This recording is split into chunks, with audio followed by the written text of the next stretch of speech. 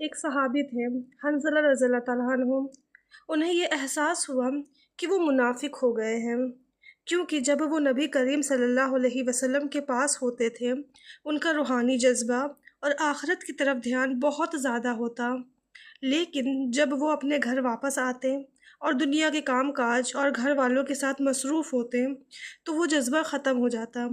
یہ بات انہوں نے نبی کریم صلی اللہ علیہ وسلم کے سامنے جب رکھی تو ہمارے پیارے کریم صلی اللہ علیہ وسلم نے حنظلہ رضی اللہ تعالیٰ عنہ کو تسلی دی اور فرمایا کہ ایمان کا اس طرح اوپر نیچے ہونا سب انسانوں کے ساتھ ہوتا ہے۔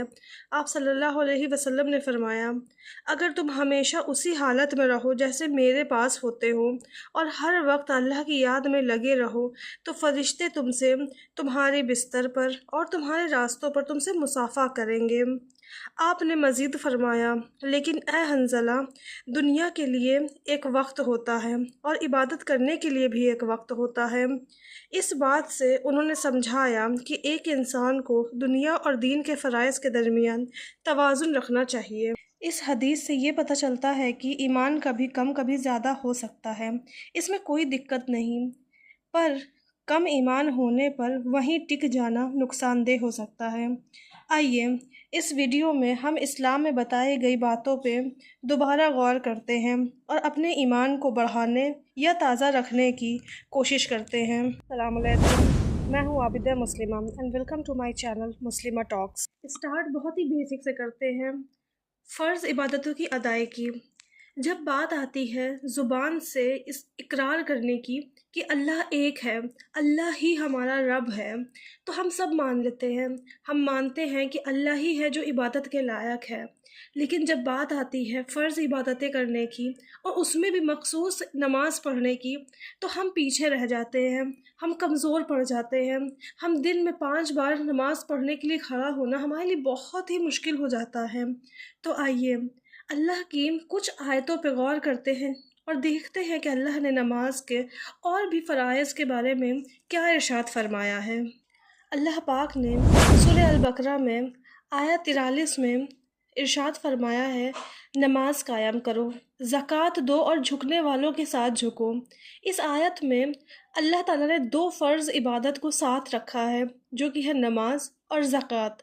پھر آتے ہیں سورہ النساء میں آیت نمبر 103 جس میں اللہ پاک فرماتے ہیں، بلا شبہ نماز مومنوں پر وقت طے کر کے فرض کی گئی ہے، جس سے صاف پتہ چلتا ہے کہ یہ نماز جو ہے اس کو اللہ تعالیٰ نے ایک مقرر وقت پہ ادا کرنے کے لیے چنا ہے یا ہم پہ فرض کیا ہے، اور نماز ہمیں اسی وقت پہ ادا کرنا چاہیے۔ تیسرا آتے ہیں سورہ طٰہٰ پہ آیت نمبر 14 جس میں اللہ پاک فرماتے ہیں، بے شک میں اللہ ہوں، میرے سوا کوئی معبود نہیں، اسی لیے میری عبادت کرو اور میری یاد کے لیے نماز قائم کرو۔ اس آیت سے ہمیں صاف صاف پتہ چلتا ہے کہ اللہ تعالیٰ نے اپنی یاد کے لیے نماز بنایا ہے۔ جب ہم نماز میں کھڑے ہوتے ہیں تو ہم اللہ کو یاد کرتے ہیں، اللہ سے بات کرتے ہیں اور ایک کنیکشن پیدا کرتے ہیں اپنے خالق سے۔ اب آتے ہیں چوتھی سورہ کی طرف جو ہے العنکبوت، جس میں آیت نمبر 45 میں اللہ پاک آپ صلی اللہ علیہ وسلم سے ارشاد فرماتے ہیں، اے محمد صلی اللہ علیہ وسلم، جو کتاب تمہارے پاس وحی کے ذریعے بھیجی گئی ہے اسے پڑھو اور نماز قائم کرو، بے شک نماز بے حیائی اور برے کاموں سے روکتی ہے، اللہ کی یاد سب سے بڑی چیز ہے۔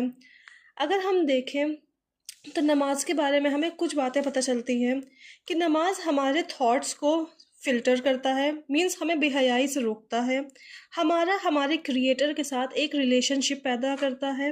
ہیونگ سیڈ دیٹ، ہم اپنے سیکنڈ پوائنٹ پہ چلتے ہیں، دیٹ از دوسروں کو معاف کرنا۔ آئی نو، ان لوگوں کو معاف کرنا جنہوں نے ہمارا دل دکھایا اور تکلیف پہنچایا ہو آسان نہیں ہے، اور صحیح بتاؤں تو من بھی نہیں کرتا ہے، پر جب اللہ کی یہ بات دل میں آتی ہے جس میں اللہ تعالیٰ ارشاد فرماتے ہیں کہ تم زمین پہ چلنے والوں پر رحم کرو، آسمان والا تم پہ رحم کرے گا، تو من کرتا ہے کہ سب کو دل سے معاف کر دوں۔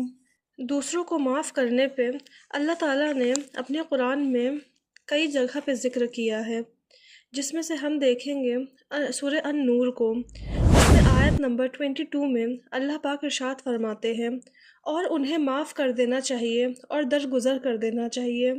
کیا تم یہ پسند نہیں کرتے کہ اللہ تمہیں معاف کر دے؟ اور اللہ بڑا معاف کرنے والا ہے۔ اس آیت میں بہت ہی گہرا ہمیں پیغام ملتا ہے کہ جو مومن ہوتا ہے وہ دوسروں کو معاف کرتا ہے، اس آسرے میں، اس امید میں کہ اللہ بھی ان کے گناہوں کو معاف کریں گے۔ بے شک اللہ تعالیٰ اپنے بندوں کو معاف کرنا پسند کرتا ہے، اور ان ریٹرن ہمیں بھی ان لوگوں کو معاف کرنا چاہیے جنہوں نے ہمارا دل دکھایا ہے۔ اسی سے ریلیٹڈ ایک اور آیت ہے سورہ الشورى میں، آیت نمبر 43 میں، جس میں اللہ تعالیٰ ارشاد فرماتے ہیں، لیکن جو صبر کرتا ہے اور معاف کر دیتا ہے، بے شک یہ ہمت اور عظمت والا کام ہے۔ جس میں اللہ تعالیٰ یہ فرما رہے ہیں کہ معاف کر دینا سے آپ کی کمزوری نہیں، آپ کے بڑا پن کا مظاہرہ ہوتا ہے، اور اس کے لیے بہت ہمت، بہت طاقت کی ضرورت ہوتی ہے۔ دوسروں کو معاف کرنا آنا چاہیے، اس امید میں کہ ہمارا خالق ہمیں بھی معاف کرے، کیونکہ ہم بھی بہت گنہگار ہیں۔ معاف کر دینا بے شک بہت مشکل کام ہے، اور اس کے لیے ہمارے دل میں اللہ کا توکل ہونا بہت ضروری ہے۔ اسی کے ساتھ ہم اپنے ٹاپک کے 3rd پوائنٹ پہ آتے ہیں، توکل آف اللہ۔ سورہ آل عمران میں آیت نمبر 159 میں اللہ تعالیٰ ارشاد فرماتے ہیں، اور جب تم فیصلہ کر لو تو اللہ پر بھروسہ کرو، بے شک اللہ بھروسہ کرنے والوں کو پسند کرتا ہے۔ اس میں اللہ تعالیٰ اپنے بندوں کو یہ حوصلہ دے رہے ہیں کہ جو اللہ پہ بھروسہ کرتا ہے، اللہ اس کے لیے، بس اللہ ہی اس کے لیے کافی ہوتا ہے۔ اسی طرح دوسری سورہ پہ چلتے ہیں جو کہ ہے سورہ الطلاق، جس میں آیت نمبر 3 میں اللہ تعالیٰ ارشاد فرماتے ہیں، اور جو اللہ پر بھروسہ کرتا ہے تو اللہ اس کے لیے کافی ہے۔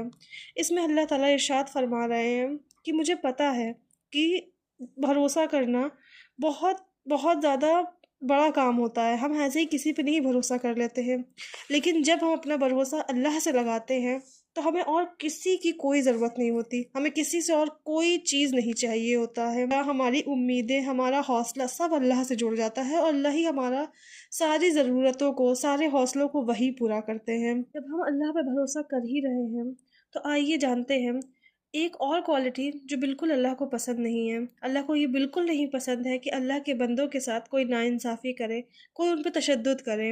اسی کے ساتھ ہم اپنے چوتھے پوائنٹ پہ آتے ہیں جو کہ ہے یتیموں کا حق۔ اللہ نے النساء میں آیت نمبر 2 میں یہ ارشاد فرمایا ہے، اور یتیموں کو ان کا مال دے دو، اور برے مال کو اچھے مال کے ساتھ نہ بدلو۔ جس میں اللہ تعالیٰ نے صاف صاف ارشاد فرمایا ہے کہ وہ لوگ جو یتیموں کے گارڈین بنتے ہیں، ان کو ان کے مالوں میں ہیرا پھیری نہیں کرنا چاہیے، اور ان کا جو مال ہے جو یتیموں کا، ان کو وقت آنے پہ اس مال کو دے دینا چاہیے۔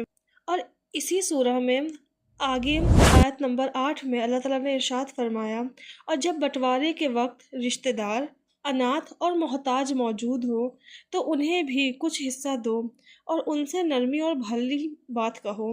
اس میں بتایا گیا ہے کہ جب ہمارا بٹوارا ہو رہا ہو تو ہمیں اناتھوں کو ان کا حق، ان کا کاٹ نہیں دینا چاہیے، بلکہ ان کو بھی ان کا حق دینا چاہیے۔